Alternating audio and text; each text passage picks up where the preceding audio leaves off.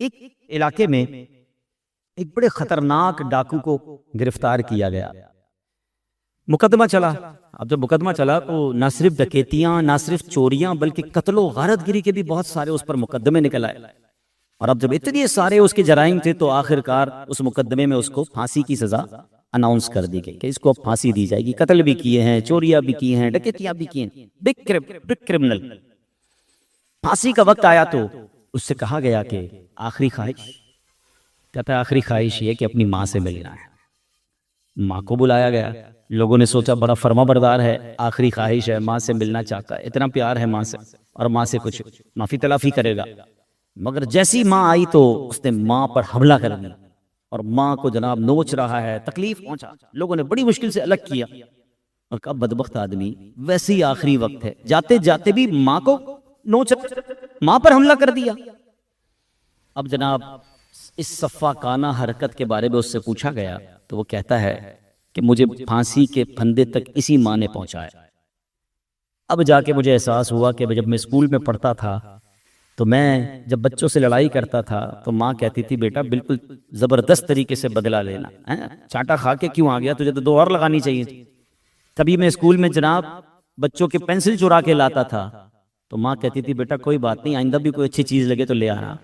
मेरी माँ ने मुझे चोरी से नहीं रोका, मेरी माँ ने मुझे झगड़े से नहीं रोका। मैं समझा मैं तो बहुत अच्छा काम कर रहा हूँ। जब भी घर किसी की चीज उठा कर लाता था तो माँ बाप एंजॉय करते थे, हंसते थे, मुस्कुराते थे। करते करते मेरे अंदर एक शैतान बनने लगा कि फिर तो मुझे जो भी नजर आए मुझे लोगों का छीन लेना चाहिए। फिर मोहल्ले के दोस्तों में ऐसे दोस्तों में बैठने लगा कि रात रात भर बाहर रहता था। माँ ने कभी नहीं पूछा बेटा रात बाहर क्यों होता है। जब मैं घर में बड़ा होकर महंगी महंगी चीजें लाने लगा तो घर वाले खुशी खुशी इंजॉय करते थे। कोई नहीं पूछता था कि मोटरसाइकिल कहां से आ गई, तो गाड़ी कहां से आ गई, हालांकि मैं सब डकैती और चोरी और गलत कामों के जरिए कमा रहा। और फिर एक वक्त आया कि मैं फिर और बड़े पैमाने पर बड़ा डाकू बन गया, कातिल भी बन गया और आज फांसी के फंदे पर पहुंच गया। ऐ मेरे प्यारे इस्लामी भाइयों, ये बज़ाहिर तो एक वाकया है मगर ये हम सब के लिए बहुत बड़ा दर्स है कि बच्चे को फ्रॉम द स्टार्ट जो सिखाया जाता है ना, ये उसके दिल पर गोया लोहे महफूज पर लिखा जा रहा है, उसके दिल की तख्ती पर लिखा जा रहा है। उसकी सीना जो है वो बड़ा क्लियर होता है। उस बच्चे को क्या पता क्या गलत है और क्या सही है। याद रखिए इमाम गजाली रहमतुल्लाह तआला फरमाते हैं बच्चों की तरबियत अहम और ताकीदी उमूर में से है। बच्चा वालिदैन के पास एक अमानत है, उसका पाक दिल एक ऐसा जौहर नायाब है जो हर नक्शो सूरत से खाली है। मेरी जबान से लोहे महफूज निकला। लोहे महफूज तो यकीनन सुभान अल्लाह ये तो एक बड़ी मुकद्दस किताब है, लेकिन उसके जो दिल होता है ना वो साफ कागज, एक लोहे यानी समझिए ब्लैंक पेपर होता है। इमाम गजाली फरमाते हैं कि बच्चा वालिदैन के पास एक अमानत होता है और अब जो उसको सिखाया जाता है, जिस तरफ माइल किया जाता है बच्चा उस तरफ माइल हो जाता है। अगर इसे अच्छी बातों की आदत डाली जाए, बेहतरीन तालीम और तरबियत दी जाए तो बच्चा माशाल्लाह बड़ा नेक होता है। अब देखे ना, अब यहाँ हमारे सामने एक बच्चा बैठा है, सर पर इमामा है, कितना खूबसूरत लिबास पहना है, किसी ने तरबियत की ना। हम दावतों में जाते हैं, हमें ऐसे ऐसे बच्चे मिलते हैं और ऐसे लिबास में मिलते हैं, हम खुद हैरान हो जाते हैं कि पता नहीं मुसलमान का बच्चा है भी कि नहीं। उस बच्चे का क्या कसूर है। यानी आप देखें आपको 2 किस्म के बच्चे मिलेंगे। आपको कहीं बच्चे ऐसे मिलेंगे जो आपको आकर बड़े अदब से मिलेंगे, बुजुर्गों का हाथ चूमते नजर आएंगे, सलाम करते नजर आएंगे। थोड़ी देर बाद उनकी जबान पर कोई अल्लाह रसूल की बात होगी, कोई नाच शरीफ पढ़ रहा होगा। कुछ बच्चे मिलेंगे जो दावतों में नाच रहे होंगे, गालियां दे रहे होंगे। इस पे क्लियरिटी समझ आ रही है कि इन बच्चों के पीछे का जो माहौल है ना वो उस पर इम्पैक्ट क्रिएट कर रहा है। बच्चा याद रखिए माहौल से सीखता है। आप देखें जिन घरों में नमाजें होती हैं, छोटे छोटे बच्चे सर पर टोपी रखेंगे, हैं, दादा के साथ अब्बू के साथ आकर जा नमाज पर खड़े हो जाए। नमाज पढ़ना आती नहीं उनको, बट वो कॉपी कर रहे हैं। छोटी बच्ची होगी वो दुपट्टा पहनेगी, हैं, और दुपट्टा पहनना भी नहीं आ रहा होगा, मगर वो कभी नानी के साथ अम्मी के साथ आकर जा नमाज पर खड़ी हो जाए। क्यों? वो देख रही है, वो सीख रही है। अब जिस घर में नमाज ही नहीं है, जिस घर में सारा दिन नाच गाने हैं, जिस घर में सारा दिन फिल्में हैं, सुबह से लेकर शाम तक म्यूजिक है, बाप को जब भी देखा बच्चों ने किसी को गाली देते ही देखा, बाप को जब भी देखा उसने झूठ बोलते देखा, माँ को जब भी देखा उसने किसी और की बुराई करते ही देखा, वो औरत और बच्चे और बच्ची की क्या तरबियत हो रही है। हम सोच नहीं रहे कि ये बच्चे ही हमारा सरमाया है। ये हमारी यूं समझिए मेरे और आपके मरने के बाद हमारे लिए सदका जारिया का बाइस भी बन सकते हैं और हमारे लिए गुनाह जारिया का बाइस भी बन सकते हैं। कुरान मजीद फुरकान हमीद में अल्लाह क्या इरशाद फरमाता है या अय्युहल्लज़ीना आमनू कू अनफुसकुम व अहलीकुम नार। ए ईमान वालो, याद रखिए जितनी आयतें ए ईमान वालो कहकर है ना बड़ी इंपॉर्टेंट है। अल्लाह करीम ने 6600 से ज्यादा आयतें कुरान में, मगर ओनली 89 टाइम्स ही डायरेक्टली ऑर्डर्ड, डायरेक्टली उसने बात की ईमान वालों से, सिर्फ 89 टाइम्स। पूरे 6600 आयतों में ये 89 आयतों को पहले पढ़ लीजिए जनाब। अगर अभी तक नहीं पढ़ी तो मुझे ये दिल में धचका होना चाहिए कि अल्लाह ने मुझसे क्या बात की, अभी तक मैंने नहीं पढ़ा है। तो ये 89 आयतें अलग से भी आपको माशाल्लाह सजेस्ट कर देता हूँ। बुक का नाम, किताब का नाम भी ए ईमान वालो है, दावत इस्लामी ने जारी कर दी है। वो 89 आयतें अलग कर दी गई हैं, उसका तर्जमा भी है और उसकी तफसीर भी है, वेरी शॉर्ट। एवरी आयत 2-3 पेजेस पढ़ ले, अगले 2-3 महीनों में आप कम से कम ये तो कह सकेंगे कि यार अल्लाह ने जो मुझसे बात की ना कुरान में, वो मैंने डायरेक्टली वो तो पढ़ ली। अब ये उनमें से वन ऑफ देम आयत है, वो एक आयत है। अल्लाह फरमाता है या अय्युहल्लज़ीना आप, ऐ ईमान वालो, कू अनफुसकुम व अहलीकुम नारा, अपनी जानों और अपने घर वालों को उस आग से बचाओ। जहन्नम की आग से बचाने की कोशिश करने का हुक्म जो है मुझे और आपको कुरान दे रहा है। आप बताइए, अल्लाह ना करे आपका बच्चा सोया हुआ हो और घर में आग लग जाए, आप बच्चे को कैसे उठाएंगे? आराम आराम से उठाएंगे। और अगर वो नहीं उठेगा तो आप कहेंगे चलो सोने दो यार, बेचारे की नींद खराब हो रही। आप उसको नहीं उठेगा तो उठा के निकल जाएंगे घर से कि आग लगी हुई है। मगर फजर की नमाज के वक्त बच्चा सोया है तो हमारे पास उठाने का टाइम नहीं, बल्कि वालिद को खुद नहीं उठना तो वो बच्चे को क्या उठाएगा? बच्चा हमारे सामने गलत काम कर रहा है मगर हम कहते हैं यार अभी बच्चा है। कुरान कह रहा है अपने घर वालों को, अपनी फैमिली को आग से बचाओ। तो जिस तरह दुनिया की आग लगने पर हम जबरदस्ती मिन्नत करके कुछ भी करके उसको बचाते हैं, अगर मेरी फैमिली में कोई मेरा फैमिली मेंबर है और खास तौर पे मेरी औलाद है और मुझे लग रहा है कि ये गलत कामों की तरफ जा रही है, तो वालिद और वालिदा की ये जिम्मेदारी बनती है, एक हद तक जिम्मेदारी बनती है कि हम उसको रोकें, उसको बचाएं, उसकी तरबियत करें। और खुदा की कसम जिसकी औलाद नेक है, मैं समझता हूं दुनिया की सबसे बड़ी दौलत जो है ना, हम समझते पैसा है, हम समझते दुनिया में जनाब मेरा नाम हो गया, आपके पास अरबों रुपए हैं, और अगर औलाद ना फरमान है ना तो आपको अंदाजा ही नहीं कि दुख किया है। पूछो उन माँ बाप से जिनकी औलाद ना फरमान है, जो माँ बाप की इज्जत नहीं करती, जो माँ बाप उनको देख कर रो रहे होते हैं।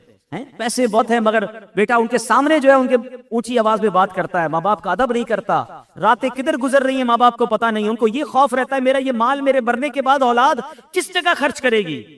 ये दुख बहुत बड़ा है, अल्लाह किसी दुश्मन को भी औलाद का दुख न दिखाए।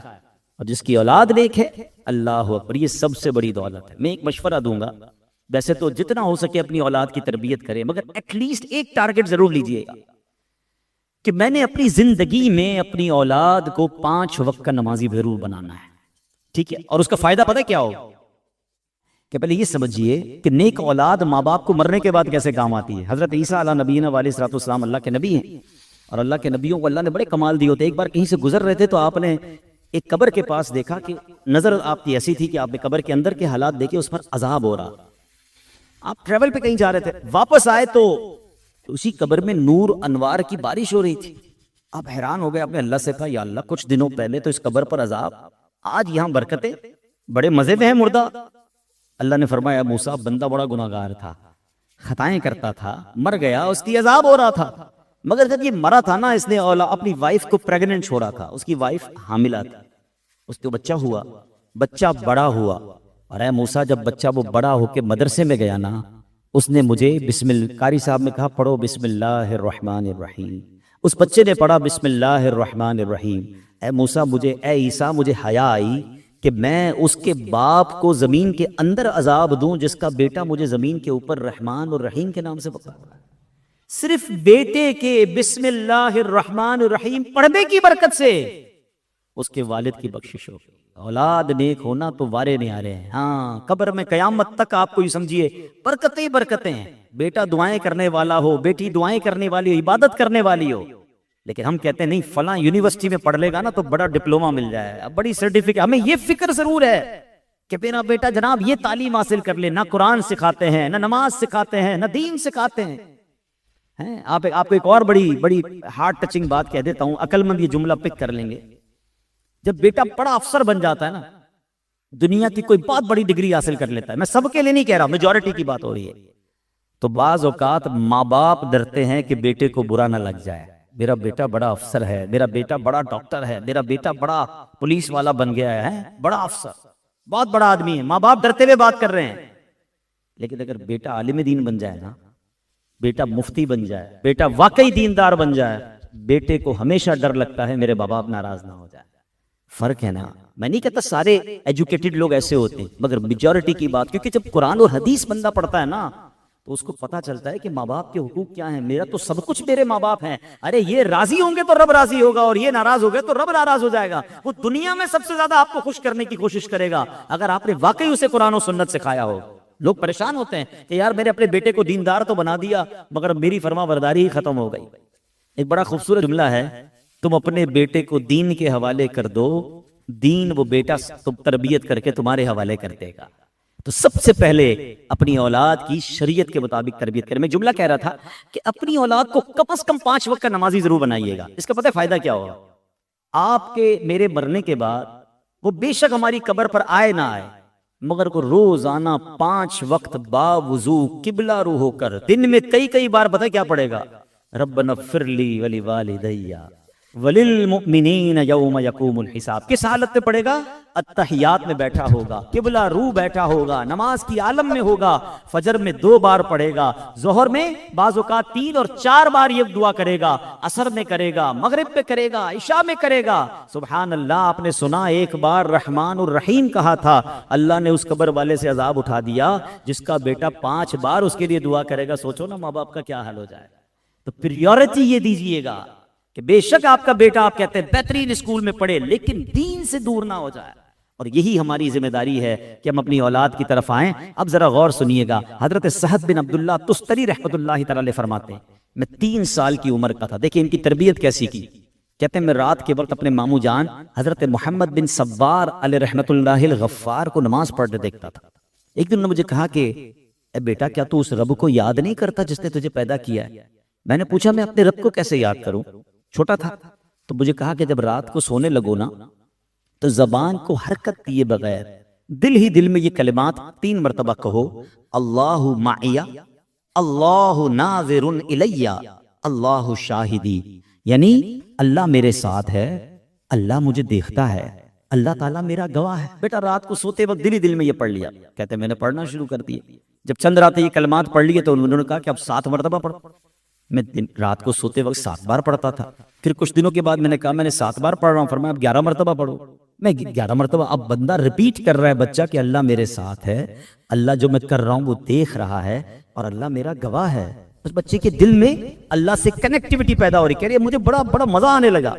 तो अब मामू जान मुझे कहते हैं 1 साल गुजर गया ना, तो मुझे कहते हैं कि बेटा जो मैंने सिखाया है ना, अब कब्र में जाते वक्त तक रोजाना पढ़ना है, इसको छोड़ना नहीं इस वजीफे। तो मुझे बड़ा मजा आने लग गया, बड़ी रूहानियत महसूस होने लगी। मैं जिक्र करता रहा। अब मामू ने एक दिन मुझे कहा कि ऐ सहल एक बात बताओ, जिसको रब देख रहा हो, जिसके साथ अल्लाह हो, जिसका गवाह रब हो, क्या वो अल्लाह की नाफरमानी करता है? बस वो कहते हैं वो जुमला मैंने सुनना था कि वाकई जब मेरा ईमान यह है कि अल्लाह मुझे देख रहा है, अल्लाह मेरे साथ है, मेरी तमाम बातों का गवाह है, अब मैं रब की नाफरमानी कैसे करूं? अल्लाह अकबर। हजरत सहद ने अब वो इबादतें करना शुरू की कि अब अल्लाह के बहुत बड़े वली बन गए। Look at the way of training कि बच्चे को ये एहसास दिलाना है अल्लाह देख रहा है, अल्लाह से मोहब्बत सिखानी। मुझे हजरत अब्दुल्ला बिन हर्ब रहमतुल्लाह तआला ने उनका नाम था, उनका वाकया याद आया कि वो अपने बच्चों को क्या सिखाया उन्होंने? तवक्कुल। हमारे ये बड़ा प्रॉब्लम, हम छोटे से बच्चे को सिखाते हैं बेटा देखो पैसे होंगे तो काम होगा दुनिया का, है छोटी उम्र से उसको असबाब के पीछे लगाते। तालीम नहीं होगी तो तरक्की नहीं करेगा, दुनिया में सोर्सेज नहीं होंगे तो तेरा काम नहीं बनेगा। अच्छा बड़े लोगों में उठा बैठा कर। यकीनन असबाब बड़ी चीज होती हैं, मगर असल खालिक के असबाब मालिक है। उसको ये कब सिखाओगे कि बेटा दुनिया भर की दौलत हुई और रब राजी ना हुआ तो तेरा कोई काम सीधा ना होगा। पहले रब को राजी करना। दुनिया के सारे बड़े लोगों से तेरा राब्ता है, अगर रब तुझसे नाराज है तो तेरी जिंदगी में कोई तरक्की नहीं होनी। अल्लाह को राजी करना पहले जरूरी। हज़रत अब्दुल्लाह बिन हर्ब रहमतुल्लाह तआला अलैह, उनका बेटा था, छोटा था। देखिए बच्चों की तरबियत के निराले अंदाज। अपने बच्चे को कहते हैं बेटा जब भी खाना खाना हो ना तो अल्लाह से मांग। और ये एक जगह है मेहराब घर में बनी हुई थी, कहा यहाँ बैठो के दुआ करोगे या अल्लाह मुझे खाना दे दे तो मेरे खाना मिल जाए। उस बच्चे को दोपहर को भूख लगती, वो मेहराब के पास जाता। उनकी जो ज़ौजा थी ना, उन्होंने प्लान ये किया था कि जब बेटा दुआ करे तुमने मेहराब में खाना रख दे। ताकि बच्चे को ये पता हो कि असल देने वाली जात, रिस्क देने वाला रब है। बच्चा किसी और से ना मांगता, दोपहर को जाकर दुआ करता तो खाना मिल जाता, रात जाकर दुआ करता खाना मिल जाता, उनकी ज़ौजा जाकर वो खाना वहां रख दिया करता। एक दिन कुछ अरसा हो गया तो उनकी ज़ौजा घबराई हुई आपके पास आई और कहती, हुजूर बड़ा मामला हो गया। का क्या हुआ? का आज मैं खाना देने के लिए देर हो गई मुझे, और मैं जब दौड़ती हुई गई कि बेटे ने दुआ की होगी तो देखा वो खाना खा रहा है। तो मैंने कहा बेटा ये खाना कहां से आया? कहा अल्लाह की तरफ से आया, रोजी तो अल्लाह की तरफ से आता है। तो खाना उसको किसने दिया? मैंने तो दिया ही नहीं। तो वो बुजुर्ग फरमाते हैं बस मुझे इसी दिन का इंतजार था, अब तुम्हें खाना देने की जरूरत नहीं, अब उसको गैब के खजानों से खुद अता कर दिया जाएगा। यानी उसका कनेक्शन वो बन गया अल्लाह से, उसका भरोसा वो बन गया कि अब उसकी गैब से मदद होना शुरू हो गई। मगर आज हम डेलिबरेटली या अनडेलिबरेटली, या तो जानते हुए या बगैर जानते रहे, अपने बच्चों को सखावत से दूर कर रहे हैं, अपने बच्चों को तवक्कुल से दूर कर रहे हैं, अपने बच्चों को बुज़दिल बना रहे हैं। अल्लाह पर भरोसा कब सिखाओगे? हैं उलमा कहते हैं बेहतरीन तोहफा है बाप की तरफ से अगर बाप अपनी औलाद को सखी बनाए। सखावत कैसे आती है कि आप अल्लाह की राह में अगर खर्च भी करें तो अपनी औलाद के हाथ से करें, उन्हें सिखाएं कि कैसे खर्च करना है। बेटा ये किसी गरीब को दे दो, ये मस्जिद में दे दो, ताकि उसे पता चले कि ये खर्च करना भी जरूरी है, और उसको समझाएं कि आज हम ये खर्च कर रहे हैं, इसकी बरकत से अल्लाह हमें दुनिया में अता फरमाता है, इसकी बरकत से हमें जन्नत की नेमतें अता फरमाएगा। अपनी ज़कात देते वक्त एक और बड़ा प्रॉब्लम है, अब तो ये मैं छोटे बच्चों की भी बात कर रहा था, जब बच्चे बड़े हो जाएं तो होना ये चाहिए कि हमारे जो वालिद हैं, बुजुर्ग हैं, दादा नाना, वो अपने बच्चों को बिठा कर बताएं कि हम हर साल कितनी ज़कात देते हैं और ये ज़कात कहाँ कहाँ देते हैं। अब हमारा प्रॉब्लम ये है कि हम जब शख्सियात से, बिजनेसमैन से मिलने जाते हैं, किसी नौजवान कारोबारी आदमी से कहें कि भाई अपनी ज़कात आप कहाँ देते हैं, का मुझे क्या पता, अब्बू देते हैं, सारा हिसाब तो अब्बू के हाथ में है। ये गलत कर रहे हैं आप अपनी औलाद के हाथ से ये काम करवाएं, क्योंकि मेरे मरने के बाद मेरी औलाद को क्या पता कि ज़कात कैसे निकालनी है और ये नेकी कहाँ कहाँ करनी है। बाज़ औक़ात हम कुछ अपने खानदान के रिश्तेदारों की मदद कर रहे होते हैं, हम अपने जनाब कुछ ऐसे सुन्नी इदारे होते हैं जिनकी मदद कर रहे होते हैं, मगर अपनी औलाद को नहीं बताते। और हमें ऐसा पता चलता है कि जब वालिद का इंतकाल हुआ तो औलाद को तो पता ही नहीं है कि अब्बू कहाँ कहाँ वो नेकी के काम करते थे। यहाँ तक कि वालिद के दोस्त और रिश्तेदार बेचारे परेशान हो जाते हैं कि जनाब उसका इंतकाल हो गया, अब हमारी मदद करने वाला कोई नहीं। लेकिन अगर आप यही काम अपने बच्चों के सामने या उन्हीं के जरिए ये करवाते रहते तो आप दुनिया से चले जाएंगे, आपकी नेकी बाकी रहेगी। तो अक्लमंद वो होता है जो अपने बच्चों को अपनी जिंदगी में ही नेकी के कामों में आगे बढ़ाए और उनकी तरबियत करे। मगर हाल ये है मेरे प्यारे इस्लामी भाइयों कि आज औलाद की दानिस्ता या गैर दानिस्ता गलत कामों की तरबियत हो रही है। बाप बेटे के सामने झूठ बोल रहा है तो कैसे उम्मीद करता है कि ये बेटा सच बोलेगा। बेटा छोटा है, घर में फोन आया, वालिद कहते हैं बेटा फोन उठा के कह दो अब्बू सो रहे हैं। अब बच्चा तो देख रहे हैं ना अब्बू जाग रहे हैं, अब आप उस बच्चे की तरबियत कर रहे हैं कि जब मूड हो झूठ बोल दिया करो। वो आज आपके सामने कह देगा अब्बू सो रहे हैं, मगर कल यही बड़ा होकर आपके सामने भी झूठ बोल रहा हो, आपको भी घुमा रहा होगा। आप कहेंगे बेटा किधर हो, इतनी देर से क्यों आए हो? तो कहेगा ट्रैफिक जाम थी। उसने कहा अब्बू आपने सिखाया था झूठ बोलना, अब आप ही को घुमाता रहूं। है नहीं, बचपन से ही बच्चे को ये पता चले कि झूठ ये जहन्नम में ले जाने वाला काम, ये अल्लाह को नाराज करने वाला काम है। मजेदार तरबियत यह है कि बेटे से गलती हो, वो इतना हिम्मत वाला हो कि आपके सामने आकर बताए कि मुझसे गलती हुई है। उसको पता हो कि मैं अपने वालिद के सामने झूठ नहीं बोल सकता। और आपका भी ये अंदाज होना चाहिए कि अगर बच्चे ने अपनी गलती मानकर सच कह दिया तो उसे सजा ना दें, कम से कम उसको इस सच पर अप्रिशिएट करें कि माशाल्लाह चलो कोई बात नहीं, तुमने सच तो बताया, ताकि सच का हौसला पैदा हो। सांच को आंच नहीं है, मगर वो बेवकूफ लोग अपने सामने अपने बच्चों की, ये माएं भी जो हैं, आप समझते हैं कि आप अपने बच्चों के सामने अपनी सास की बुराई करें तो ये बच्चों की तरबियत हो रही। आप बच्चों के सामने अपने शोहर की बुराई करें, क्या ये बच्चों की तरबियत हो रही? बच्चों को पता चल रहा है कि माँ बाप का आपस में रिश्ता कैसा खराब चल रहा है। माँ मेरी नानी के बारे में, मेरी दादी के बारे में क्या बात करती, हम नहीं समझ रहे, ये कोरा कागज है। They are getting something from you.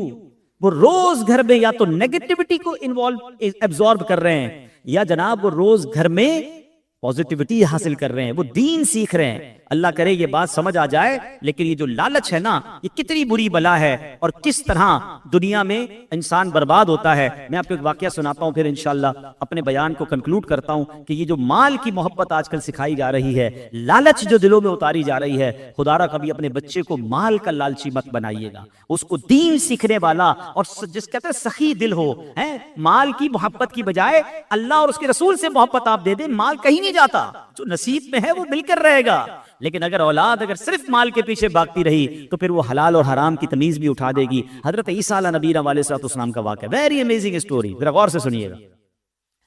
उनकी खिदमत में एक आदमी ने अर्ज की, तो हुजूर आप अल्लाह के नबी हैं, इतनी अजीम हस्ती हैं, मैं आपके साथ कुछ वक्त गुजारना चाहता हूँ, आपकी खिदमत में रहूंगा, आपकी गुलामी इख्तियार करूंगा, आप मुझे मौका दे दें। आपने उसको इजाजत दे दी, तो चलो ठीक है, साथ रहो। सफर पे कहीं जा रहे थे, हजरत ईसा बड़े सादा रहते थे, उनके साथ के बहुत सादो सामान नहीं होता था, बड़ी गुर्बत वाली, बड़ी फक्र फाका वाली, अल्लाह वाली जिंदगी उनकी, अब कमाल की जिंदगी थी। तो वो कहीं जा रहे थे, तो नहर के किनारे पहुंचे। आपने कहा कि चलो खाना खा लेते। हजरत ईसा अलैहिस्सलाम ने खाना हाथ वगैरह धोए और खाना जब लगाया गया तो आपके 3 रोटियां थी, एक रोटी आपने खाई, एक रोटी उस मुसाफिर ने खाई। आप जब नहर से पानी पीने गए तो उस साथी ने वो उस रोटी छुपा ली। अब उसने देखा है 3 रोटियां, अभी खा लिया, आगे आगे क्या खाऊंगा। वो दिमाग में उसी को पहले दिन ही घबराहट शुरू हो गई। तवक्कुल ना हो तो इंसान यही सोचता ना कल क्या होगा, परसों क्या होगा। अब ये माशाल्लाह बच्चे की विलादत पर, अकीके पर ये महफिल है, वरना कुछ लोगों को देखा बच्चा पैदा होते उनकी टेंशन शुरू हो जाती है, खुशी की बजाय टेंशन, अल्लाह अकबर ये बड़ा होगा तो क्या होगा, इसकी पढ़ाई का क्या होगा, बच्ची पैदा हो गई तो इसके रिश्ते का क्या होगा, घबराहट अभी से शुरू। तो अल्लाह के बंदो, जिसने औलाद दी है वही सारा इंतजाम फरमाएगा। मुझे भी उसी ने पाला पोसा है, मुझे भी यहाँ तक उसने पहुंचाया, औलाद दी है तो रिस्क भी उसी ने देना, किस्मत भी उसी ने अता करनी, घबराहट किस बात की है। अल्लाह पर भरोसा रखो ना। ये जो कल परसों साल बाद 2 साल बाद की टेंशनें पालते हैं, मिलता कुछ नहीं, शुगर या डायबिटिक या ब्लड प्रेशर के मरीज ही बनते हैं। तो ये ना किया करें, अल्लाह पर छोड़ें, हाँ अल्लाह पर भरोसा रखें। अल्लाह पर भरोसा सीखना हो तो हदीस पाक बड़ी प्यारी है, अल्लाह के नबी अलैहिस्सलाम फरमाते, जिसका मजमून है, अगर तुम अल्लाह पर ऐसा भरोसा करो जैसा भरोसा करने का हक है, अल्लाह तुम्हें ऐसे रोजी देगा जैसे परिंदों को रिस्क अता फरमाता। आपको पता है परिंदे कैसे रिस्क लेते हैं? सुबह परिंदे, और दुनिया में परिंदे कितने, ये अलग एक पूरी तहकीक है कि जितने दुनिया में इंसान होते हैं हर वक्त मल्टीप्लाई बाय 10 उतने जानवर होते हैं। यानी अगर 8 अरब मुसलमान हैं तो 80 अरब जानवर हैं, और मल्टीप्लाई बाय 10 उतने परिंदे होते हैं। 800 अरब अप्रोक्सीमेटली परिंदे इस दुनिया में मौजूद हैं। और ये अलग डिबेट है, वो रहते कहाँ हैं? वो रहते दरख्तों में जो हम काटी जा रहे हैं। कराची में तो परिंदे देखने को नहीं मिल रहे। कराची वालों ऐसा ना करो, हम छोटे थे तो हमें कोयल की आवाज भी आती थी, हमें मैना भी देखने को मिलती थी, तितलियां भी देखने को मिलती थी। अब तो हमारे बच्चों ने तो ये भी नहीं देखा, पता ही वो समझे किताबों में ही होती है, बाकी शहरों में नहीं होते ये परिंदे। ऐसा ना करें, दरख्त लगाएं। ये दरख्त उनकी कॉलोनियां हैं, हम अपनी कॉलोनियों के लिए उनकी कॉलोनियां खत्म कर रहे हैं। बहरहाल, तो ये 800 अरब परिंदे कैसे खाते हैं? कभी देखा है जैसे घोंसले में कोई कपड़ बनी हुई हो, 5 दिन का चारा उसके अंदर हो, एक परिंदा भी कुछ नहीं बचाता है। सुबह सारे खाली पेट घोंसले से निकलते हैं, शाम वापस आते हैं, अल्लाह ने सबको रोजी दे दी होती है। जो रब 800 अरब परिंदों को रोज खाना दे रहा है, वो मुझे नहीं देगा, मैं तो अशरफुल मखलूकात हूं। बस तवक्कुल की कमी है। तो अब हजरत ईसा का साथी क्या करता है? रोटी छिपा ली, गई 3, हजरत ने खा ली, एक मैंने खा ली, कल क्या खाएंगे उसने छिपा ली। हजरत ईसा ने कहा कि वो रोटी कहाँ गई? कहते मुझे नहीं मालूम, झूठ बोलता। आप आगे चल। रास्ते में एक हिरनी मिली जिसके 2 बच्चे थे। आपने हिरनी के एक बच्चे को अपने पास बुलाया, वो बच्चा आ गया, आपने उसे ज़िबा किया और उसको भुना गोश्त तो खाना खाया, दोनों ने मिलकर खाया। वो तो सोच रहा था ना रोटी खत्म हो जाएगी, आपको तो हिरनी का बच्चा मिल गया, दोनों ने खाया। खाना खाने के बाद आपने हड्डियों को जमा किया और फरमाया कुम बिइज़्निल्लाह, अल्लाह के हुक्म से खड़ा हो जा। अल्लाह की शान देखें, हजरत ईसा का मौजज़ा, वो हिरनी का बच्चा फिर खड़ा होकर दौड़ना शुरू हो। खा भी लिया आपने खाना, हिरनी का बच्चा फिर खड़ा हो गया। तो आपने उस शख्स से कहा कि उस रब अज़्ज़ वजल की कसम जिसने मुझे ये मौजज़ा दिखाने की ताकत दी, बता वो तीसरी रोटी कहाँ गई? वो कहता है मुझे नहीं मालूम। आपने कहा चलो आगे चल। आपने शख्स का हाथ पकड़ा, दरिया ऐसा, और आपने हाथ पकड़ा और दरिया के ऊपर चलते हुए आपने क्रॉस कर दिया पूरा दरिया। जब क्रॉस कर गए तो आपने फरमाया उस खुदा की कसम जिसने मुझे ये मौजज़ा अता फरमाया, सच बता वो तीसरी रोटी कहाँ? वो बंदा कहते रहे एक झूठ बोल दे। अब उसको उस बात को छुपाने के लिए होता होगा कि आप में से कोई भी कभी झूठ क्यों बोले भाई, वो भी गलती बता दे। वो भी एक झूठ बचाने के लिए अगला झूठ कह रहा है मुझे नहीं पता वो रोटी कहाँ। अल्लाह के नबी को बार बार डिनाई कर रहा है, बार बार मना कर रहा है मुझे नहीं मालूम। चलते चलते रेगिस्तान में पहुंच गया। अब जब वहां पहुंचे तो आपने एक रेत की ढेरी बनाई और कहा कि अल्लाह पाक के हुक्म से सोना बन जा। वो पूरा रेत का ढेर जो है ना वो गोल्ड बन गया। आपने उसके 3 हिस्से किए। अब आप थे ना, एक हिस्सा आपने अपने पास रखा, एक उसको दिया, और अब कहा ये तीसरा हिस्सा उसका है जिसके पास तीसरी रोटी है। वो जो रोटी का लालची था वो सोना किधर से छोड़ता? कहता हजरत माफ कर दीजिए मैं ही वो हूं, मेरे पास ही रोटी है। आपने कहा बेटा ये तीनों सोने के ढेर तेरे झूठे को मैं अपने साथ नहीं रख सकता। Actually he tries to find the guy, वो जानना चाह रहे थे ये बंदा है कैसा। जब पता चल गया झूठा है, आपने वो गोल्ड पूरा उसे दिया, सोना दिया, और अब चले गए छोड़कर, मेरे साथ नहीं रह सकते। यहाँ एक और बात सीखने को मिली कि कुरान क्या कहता है, कूनू मास सादिकीन, सच्चों के साथ रहो, झूठे के साथ नहीं। इसका मतलब झूठा दोस्त नहीं होना चाहिए, वो आपको हमेशा कभी ना कभी जाके ऐसी तकलीफ पहुंचाएगा, ऐसे मैदान में छोड़ के चला जाएगा कि आप हैरान हो जाएंगे। क्योंकि झूठ बोलना मुनाफिकत की निशानी है। मगर बदकिस्मती से हमारे दोस्त कौन है, हमें तो पसंद ही वो आता है जो ज्यादा अच्छे तरीके से झूठ बोलता हो, ज्यादा अच्छे तरीके से कहानियां सुनाता हो, किसी की मादल्ला बुराई बयान करता हो, झूठे लतीफे सुनाता हो, हम उसकी सोबत में इंजॉय करते हैं। नहीं, याद रखिए झूठा दोस्त नहीं होना चाहिए। और एक और जुमला याद कर लीजिए, रिवायतों में आता है, दोस्त दोस्त के दीन पर होता है। दोस्त तो वो होता है जिसको देखकर खुदा याद आ जाए। कोई एक दोस्त ऐसा है हमारा। इसी तरह बच्चों की बात चल रही है, बच्चों की तरबियत पे भी चेक करें कि मेरे बच्चे के दोस्त कौन है।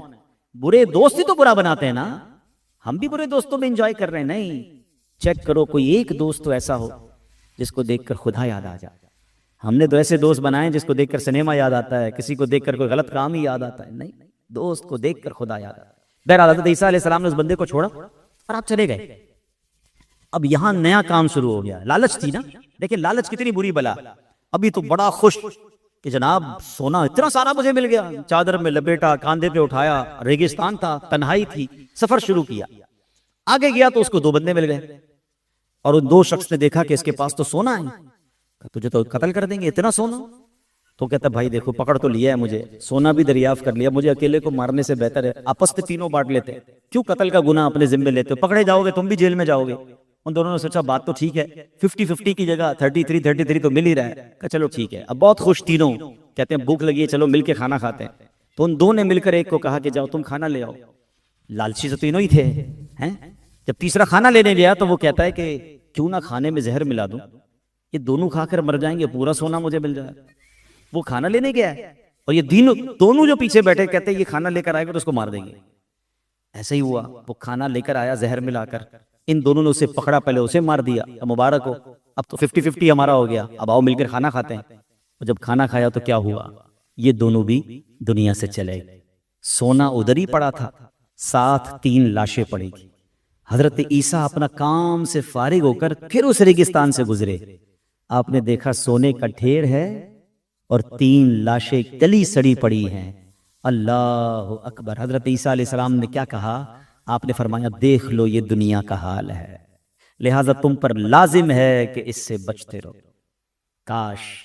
काश ये बात समझ आ जाए। आला हजरत ने बड़ी कमाल की बात लिखी है, शहद दिखाए, जहर पिलाए, कातिल दाइन शोहर खुश, इस मुर्दार पे क्या ललचाया, दुनिया देखी वाली है। अगर हराम तरीके से माल कमा भी लिया ना, ये डकैतियां करते हैं, ये जो चोरियां करते हैं, ये जो रिश्वत का काम करते हैं, ये किसी की जमीन पे कब्जा कर लेते हैं, ये जो जिस तरह भी हराम कमाने वाले होते हैं, सुकून नहीं होता। आपको लग रहा होता है आगे पीछे गार्ड हैं, बड़े अल्ले तल्ले हैं, उनको पूछो उनका हाल क्या, ये ठीक करे उनसे कई ज्यादा खुश वो होता है जो बेचारा रेडी लगाकर रात को सुकून की नींद सो रहा होता है, पता है मैं हलाल कमा के सो रहा हूं, 1-1 रुपया बरकत वाला है उसको।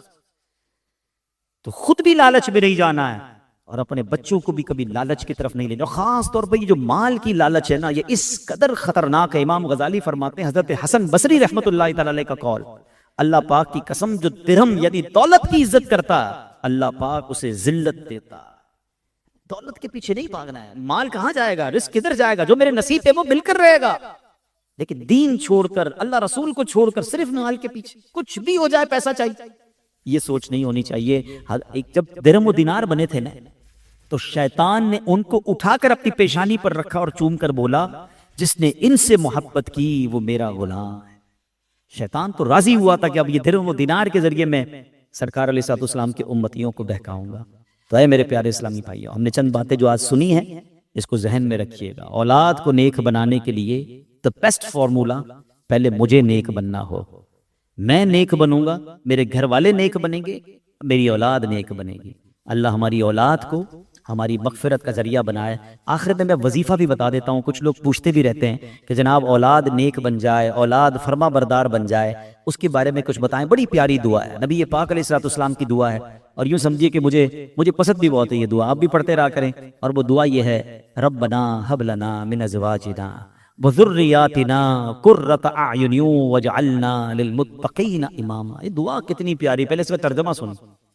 और सुभान अल्लाह, इस दुआ से सीखने को भी बहुत कुछ मिल रहा है। अल्लाह के हबीब दुआ कर रहे हैं, रब्बना हब लना मिन अज़वाजिना व ज़ुर्रियातिना, ए अल्लाह, ए मेरे रब, हमारी बीवियों और हमारी औलाद से हमारी आंखों की ठंडक फरमा दे। फिर फरमाया कुर्रत आयुन, यानी हमारी आंखों की ठंडक फरमा, वजअलना लिलमुत्तकीना इमामा। भाई बात तो कंप्लीट हो गई थी ना कि अल्लाह हमें हमारी औलाद और अपनी बीवियों से सुख अता फरमा, खुशी नसीब फरमा, इन्हें हमारी आंखों की ठंडक बना। मगर ऑलवेज आप नबी पाक की दुआओं में देखेंगे, अगर दुनिया की भी दुआ है ना तो साथ साथ को अल्लाह को राजी करने वाली आखिरत की दुआ जरूर शामिल होगी। वजअलना लिलमुत्तकीना इमामा, ए अल्लाह मुझे मुत्तकियों का इमाम बना दे। वाह वाह, बच्चे भी नेक हो जाएं, ज़ौजा भी नेक हो जाए, फैमिली भी नेक हो जाए और मैं भी मुत्तकियों का इमाम हो जाऊं, और क्या चाहिए। तो उलमा कहते हैं कि इसको हर नमाज के बाद, अव्वल आखिर दुरूद शरीफ के बाद ये दुआ एक बार पढ़ लें, इंशाअल्लाह बच्चे सुन्नतों के पाबंद बनेंगे और घर में बहुत खूबसूरत माहौल, अमन और सुकून वाला माहौल हो जाएगा। तो ये दुआ मैं दोबारा कह देता हूँ, आप बाद में इंशाअल्लाह इसको मेरी वीडियो से निकलवा लीजिएगा। अल्लाहुम्मा रब्बना हब लना मिन अज़वाजिना व ज़ुर्रियातिना कुर्रत अयुन वजअलना लिलमुत्तकीना इमामा। हम अल्लाह से दुआ करते हैं ये दुआ हम सब के और हम सब के घर वालों के हक में कबूल फरमाए। अच्छा, बच्चा अगर नाफरमान हो गया है, तो सोया हुआ हो, तो उसके सिरहाने खड़े होकर ये जो आयत में पढ़ रहा हूं, एक बार इतनी आवाज से पढ़ें कि उसकी आंख ना खुले। अव्वल आखिर दुरूद पाक पढ़ ले 11 बार, 11 दिन तक या 41 दिन तक ये आपने पढ़ना है। और ये आयत क्या है, बिस्मिल्लाहिर्रहमानिर्रहीम, बल हुआ कुरआनुम मजीद फी लौहिम महफूज।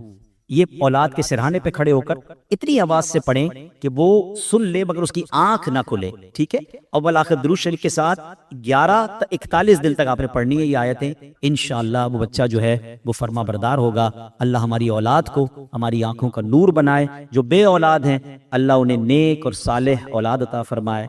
जो साहिब औलाद हैं, जो बे औलाद है अल्लाह नेक और साले औलाद अता फरमाए, और जो साहिब औलाद है अल्लाह उनको, उनकी औलाद को माँ बाप की आंखों का नूर और मग़फ़िरत का ज़रिया बनाए। आखिर में ये अर्ज़ है कि दावत इस्लामी का माहौल है जो हमारे बच्चों की, खुद हमारे घर वालों की तरबियत का एहतमाम करता है। ख़वातीन के लिए लेडीज़ के प्रोग्राम्स मौजूद हैं, मर्दों के लिए मर्दों के इज्तिमात और काफ़िले और मदरसे मौजूद हैं, बच्चों के लिए बच्चों के इंस्टीट्यूट्स मौजूद हैं। दावत इस्लामी पूरा फैमिली पैकेज हमें देती है। पूरी फैमिली मिलकर बैठ के कुछ देखना चाहते हैं तो मदनी चैनल मौजूद है। तो हर तरफ हमारे लिए एहतमाम है। तो दावत इस्लामी के साथ मुंसलिक हो जाएं इंशाअल्लाह। हमने देखा कि ये वही दावत इस्लामी है कि जिसने जो माँ बाप की बात नहीं सुनते थे उनको माँ बाप का फर्मा बरदार बना दिया, लाखों को आलिम और हाफिज बना दिया। और पूरी दुनिया में आप अगर बैरून मुल्क सफ़र करें, माशाल्लाह ज़ुहैब भाई तशरीफ लाए हैं, आप यूरोप जाएं, अफ्रीका जाएं, जिधर जाएं, वो ममालिक जहाँ के नौजवान बड़े मॉडर्न, मगर वहाँ हमने सुन्नतों के पाबंद जब नौजवान उलमा देखे तो आंखें ठंडी हुई कि सुभान अल्लाह, दावत इस्लामी ने क्या कर दिखाया। तो हमें भी, हम अगर चाहते हैं कि मेरी औलाद मेरी मग़फ़िरत का ज़रिया बने, तो this is the best way कि अपनी औलाद दावत इस्लामी के माहौल से वाबस्ता करें। उसके बाद आप उसकी खुशियाँ देखेंगे, अल्लाह करेगा आपकी आंखें ठंडी होंगी। अल्लाह पाक आज की महफिल को अपनी बारगाह में कबूल फरमाए। आमीन बिजाहि नबी।